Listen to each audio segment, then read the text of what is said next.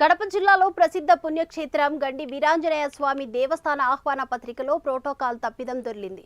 శ్రావణ మాసం ఆహ్వాన పత్రికలో పవన్ కళ్యాణ్ ఫోటోను ముద్రించకపోవడంతో జన సైనికులు ఆగ్రహం వ్యక్తం చేశారు. ఆహ్వాన పత్రికలో సరైన ప్రోటోకాల్ పాటించలేదని ఆగ్రహించారు.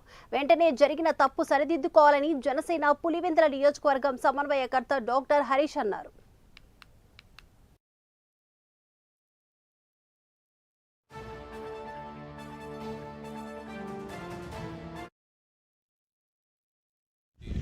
జన సైనికుల యొక్క మనోభావాలు ఈరోజు వాళ్ళు బాధపడే విధంగా పాలక మండలి సభ్యులు కానివ్వండి, ఈ పాలక మండలి నిర్వహించిన ధోరణి ఏవైతే ఉందో అది కూటమి నాయకులందరికీ కూడా ఒక బాధాకరంగా అనిపించిన కార్యకర్తలందరూ రావడం జరిగింది.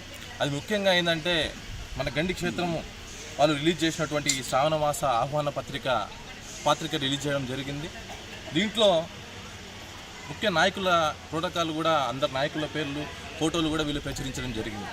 కాకపోతే వీళ్ళు ఎంతవరకు ప్రోటోకాల్ని ఫాలో అవుతున్నారు, మరి ఎందుకు మన పవన్ కళ్యాణ్ గారు అభిమాన నాయకుడైనటువంటి డిప్యూటీ సీఎం పవన్ కళ్యాణ్ గారి యొక్క ఫోటోను లేకుండా ముద్రించి ఈ పత్రికను కూడా రాష్ట్ర వ్యాప్తంగా ప్రచురితం నుంచి ఆహ్వాన పత్రిక పంచడం అనేది జరుగుతుంది.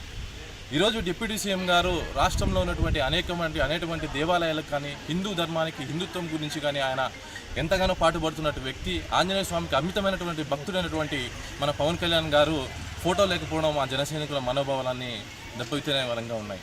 ఈరోజు రాష్ట్ర వ్యాప్తంగా ఉన్నటువంటి జన సైనికుల యొక్క మనోభావాలు ఈరోజు వాళ్ళు బాధపడే విధంగా పాలక మండలి సభ్యులు కానివ్వండి, ఈ పాలక మండలి నిర్వహించిన ధోరణి ఏవైతే ఉందో అది కూటమి నాయకులందరికీ కూడా ఒక బాధాకరంగా అనిపించిన కార్యకర్తలందరూ రావడం జరిగింది.